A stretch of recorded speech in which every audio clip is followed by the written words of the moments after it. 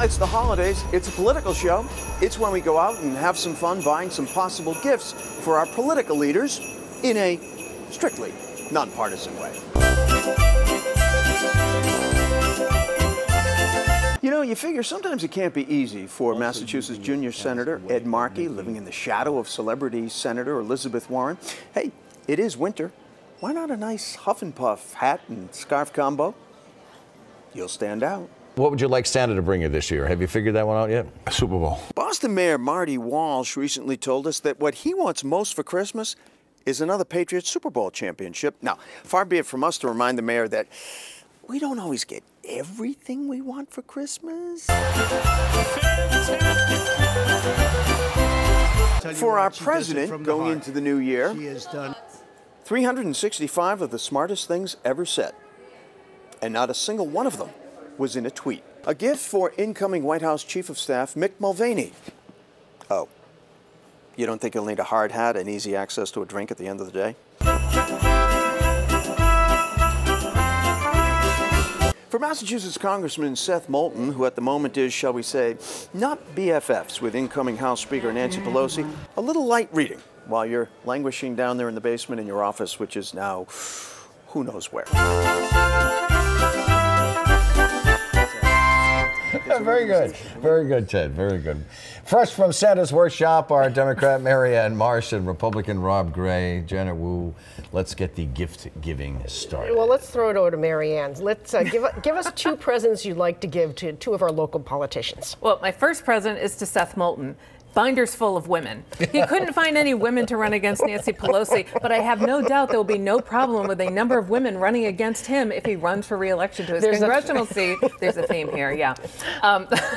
My second Christmas gift is to Ayanna Pressley, and that gift is Shirley Chisholm's former office. But Christmas came early for Ayanna. She actually got that present already. A fellow freshman Congresswoman, Katie Hill, who had a better number than her in the lottery, gave it to her, and she got the office. Nice. That was really nice. Shirley Yeah, Chisholm was nice. a longtime hero of All right, ours. Rob, are you in a giving mood this Christmas season? I am, and my first present goes to Speaker Bob DeLeo, a left-handed catcher's mitt. Oh, there you go. And why does he need this? To deal with the newly strengthened left progressive caucus in the House.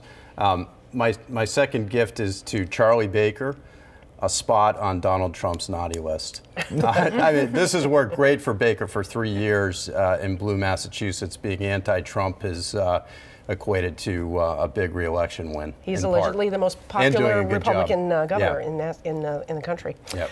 Senator Michael Barrett says there is no urgency to setting new regulations for the gas utilities. You heard Lawrence Mayor Dan Rivera just a few minutes ago.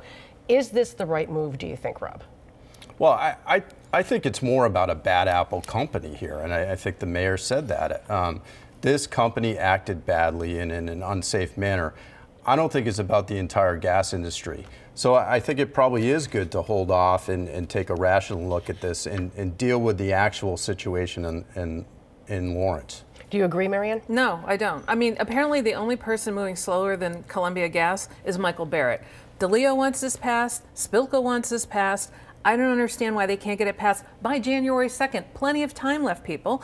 There are all kinds of problems in this industry, as we've seen across the board. Why wouldn't you do something about it when we have the chance to? Don't wait any longer. And I think the Governor Baker also would like to see something on his desk as well. Next item is Congressman Michael Capuano. He had been quiet, and all of a sudden this week he popped up saying that he was not the problem. It's not his fault that he lost his seat of 2 decades. Marianne, does he sound a little bit like a sore loser, or is he right? Look, Capuano ran exactly the kind of race he needed to run, but he did everything but win. And I think voters weren't looking for Mike Capuano this year. They were looking for someone like Ayanna Pressley. So in theory, he did all the right things to no avail.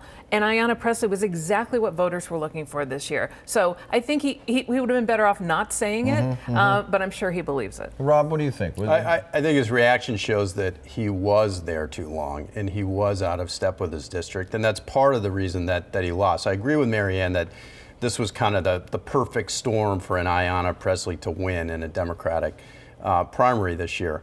But Capuano didn't do himself any favors with some of his comments on the campaign as well.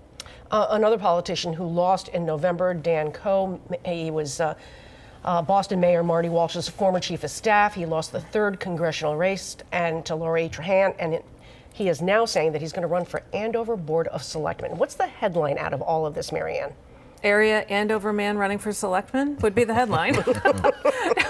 Look, I think this is a page out of Charlie Baker's playbook, which is this is what Charlie Baker did. He ran for selectman and then worked his way up to run for governor, once, twice, now 3rd time, and he's been successful. I think this is a step on the rung for Dan Coe for maybe another political run another day, and he's smart to run for selectman, and we'll see what the future holds for him, but it's a good move. Will it work for him, Rob, do you Well, think? so my headline is get in line, right? I mean, this is somebody who didn't live in the district as an adult, thought he could walk in and win a congressional seat, and failed. So I think now he's sort of retrenching and saying, yeah, maybe I do have to earn my stripes before people are actually going to elect me. Do you think it'll work? Do you think it might reach? Well, I think this is probably only the first step. I think he sees this as a means to running for something else.